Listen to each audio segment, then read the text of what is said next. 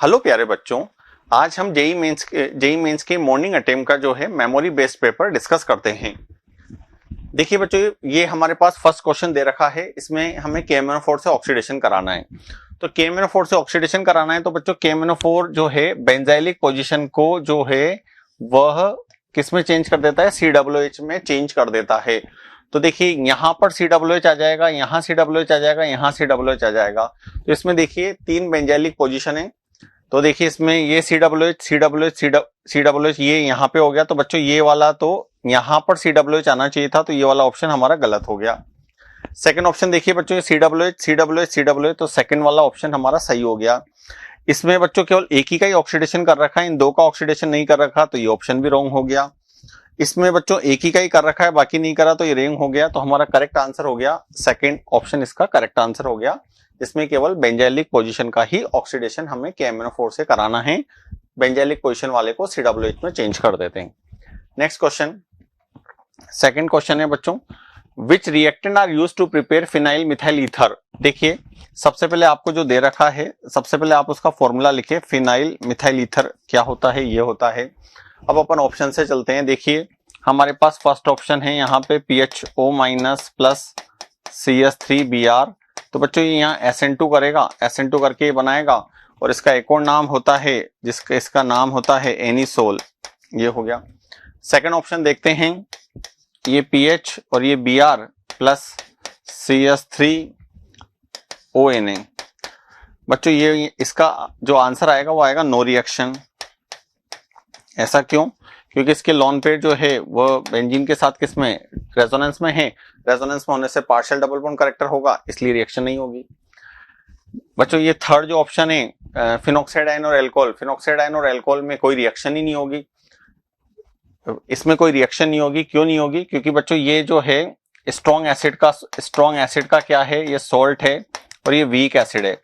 अब बच्चों weak acid में इतनी ताकत नहीं है कि स्ट्रॉन्ग को क्या कर सके, डिस्प्लेस कर सके। और नेक्स्ट स्टेप में बच्चों ये वाली भी इसमें भी कोई रिएक्शन नहीं होगी। ठीक है, तो हमारे पास जो आंसर होगा वो आ जाएगा, हमारे पास फर्स्ट ऑप्शन आंसर आ जाएगा। इसके बाद नेक्स्ट वाले चलते हैं बच्चों। Following observation are found for the isomeric compound of C8H11N। सबसे पहले इसका DU निकालो बच्चों। इसका हमने DU निकाला तो इसका DU आता है 4। ठीक, अब इसके बारे में तीन इंफॉर्मेशन हमें दे रखी है, इसके बिहाफ पे हम देखते हैं। Can prepared by Gabriel phthalimide synthesis. बच्चों गैब्रियल थैलेमाइड सिंथेसिस से हम केवल कौन सी अमीन बना सकते हैं, एलिफेटिक 1 डिग्री अमीन बना सकते हैं इससे, गैब्रियल थैलेमाइड सिंथेसिस से। React with Hinsberg reagent but does not soluble in NaOH। बच्चों हिंसबर्ग रिएजेंट के साथ रिएक्शन कर रहा है पर NaOH में सॉल्युबल नहीं है। इसका मतलब ये हिंट दे रहा है कि हमारे पास कौन सा अमीन होना चाहिए, 2 डिग्री अमीन होना चाहिए। React with HNO2 and forms azo dye. Azo dye केवल एरोमेटिक अमीन देते हैं। इसका मतलब ये वाला जो हिंट मिल रहा है इसमें हमें मिल रहा है कि एरोमेटिक अमीन्स होना चाहिए। इन तीन हिंट के बिहाफ पे हमें 4 ऑप्शन दे रखे हैं, इसके बिहाफ पे अपन देखते हैं। देखिए फर्स्ट वाला 1 डिग्री अमीन होना चाहिए, ऑप्शन एक बच्चों ये 1 डिग्री अमीन है, ये 2 डिग्री है, ये 1 डिग्री है, लेकिन ये एरोमेटिक वाला है। तो एरोमेटिक वाला तो जो है वह गैब्रियल थैलेमाइड सिंथेसिस से हम बना नहीं सकते, और ये भी एरोमेटिक है। तो ये इस वाले में बच्चों ये ऑप्शन डिनाई हो गया, ये ऑप्शन डिनाई हो गया, ये ऑप्शन डिनाई हो गया, बचा केवल एक ही ऑप्शन। ठीक है, बाकी भी देख लेते हैं कि कंडीशन सेटिस्फाई कर रखा है। तो बच्चों हिंसबर्ग एजेंट के साथ ये 2 डिग्री अमाइन है, बिल्कुल सही है, और ये हमारे पास जो है एरोमेटिक अमीन है जो एजोटाइड ड्रेस देता है, तो इसका आंसर हो जाएगा हमारे पास 1। इसके बाद नेक्स्ट क्वेश्चन आता है, which does not stabilize secondary and tertiary structure of protein.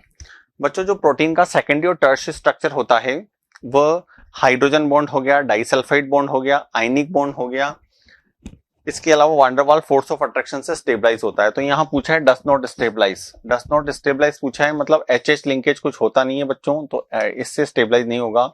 ये जो सल्फर लिंकेज है, वांडरवाल फोर्स है, हाइड्रोजन बॉन्ड है, इसके अलावा आयनिक बॉन्ड है, ये सारे सेकेंडरी और टर्शियरी स्ट्रक्चर में प्रेजेंट होते हैं।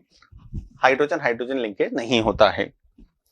नेक्स्ट, ये नेक्स्ट वाला बच्चों मैचिंग है जो पॉलीमर चैप्टर से है। इसको देखते हैं बच्चों, नाइलॉन 2 नाइलॉन 6। बच्चों नाइलॉन 2 नाइलॉन 6 जो होता है बायोडिग्रेडेबल पॉलीमर होता है। नाइलॉन 2 और नाइलॉन 6 बायोडिग्रेडेबल पॉलीमर होता है। अब देखिए नाइलॉन 2 नाइलॉन 6 कैसे बनता है। ये देखिए हमारे पास यहाँ पे COOH है। तो देखिए 1 और ये 2 और नाइलॉन 6 के स्ट्रक्चर बनाते हैं CS2, ये CS2 का होल 5 और ये COOH। ठीक है, तो देखिए बच्चों इसमें अगर हम ऐसे करते हैं तो यह NH की वैलेंसी हमें फ्री करनी पड़ेगी। CS2 C डबल बॉन्ड, यहाँ पे NH CS2 का होल 5 और ये C डबल बॉन्ड O। ये बन गया हमारे पास नाइलॉन 2 नाइलॉन 6 जो कि एक बायोडिग्रेडेबल पॉलीमर है। और इसके अलावा अगर हम इसका टाइप देखें तो बच्चों कंडेंसेशन है, बायोडिग्रेडेबल पॉलीमर है, तो इसका मतलब ये A वाला जो मैच करेगा वह S से मैच करेगा। अब आता है डेक्रोन।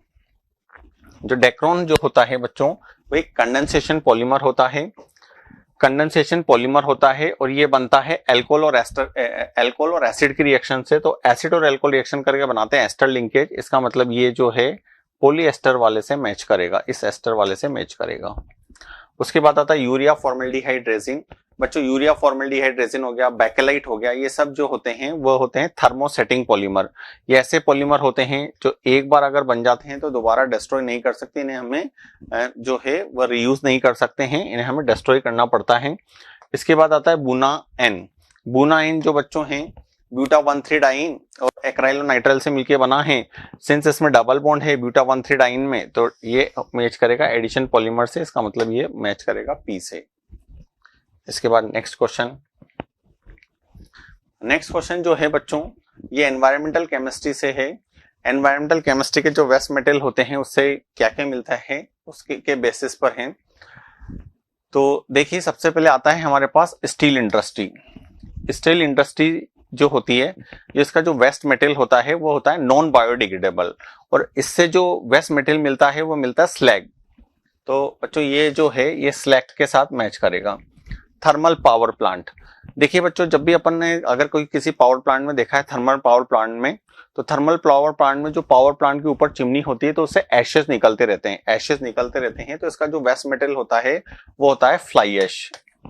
इसके बाद जो होती है फर्टिलाइजर इंडस्ट्री, जैसे आपने कोई भी फर्टिलाइजर की इंडस्ट्री देखी है, फर्टिलाइजर की फैक्ट्री देखी है, तो वहां पे जिप्सम जो होता है वो वहां पे एक वेस्ट मटेरियल के फॉर्म में होता है, तो ये जिप्सम हो गया। और जो पेपर मिल्स हो गया, तो पेपर मिल्स, इसके अलावा कॉटन इंडस्ट्री होगी, फूड इंडस्ट्री होगी, ये सब के सब जो है बायोडिग्रेडेबल होते हैं, मतलब जो इसका वेस्ट मटेरियल होता है उसे हम दोबारा से रीयूज कर सकते हैं। इसके बाद next, which of the following pair of compound have not zero dipole moment, किसका जीरो डाइपोल मोमेंट नहीं है। तो देखिए बच्चों ये अगर हम फर्स्ट स्ट्रक्चर देखते हैं तो ये देखिए CH, ये Cl2, ये ऐसा है, इसका डाइपोल मोमेंट जीरो नहीं है। ये ऐसे बना दें, इसका डाइपोल मोमेंट जीरो नहीं है। और ये हमारे पास CHCl3 क्लोरोफॉर्म, इसका भी डाइपोल मोमेंट जीरो नहीं है। इसके बाद देखिए सिस ब्यूटीन, ये वाला सिस फॉर्म और ये वाला ट्रांस। अब बच्चों ट्रांस वाले का डाइपोल मोमेंट क्या होता है जीरो, तो इसका डाइपोल मोमेंट हो गया जीरो। इसके बाद आता है 1,2 डाइक्लोरोबेंजीन, ये तो हो गया बच्चों 1,2 डाइक्लोरोबेंजीन, और ये वाला हो जाता है हमारे पास 1,4। तो देखिए ये इसमें दो वेक्टर 180 पर हैं, तो इसका रिजल्टेंट जीरो होगा, तो इसमें भी इसका जीरो आ रहा है, इसमें इसका जीरो आ रहा है।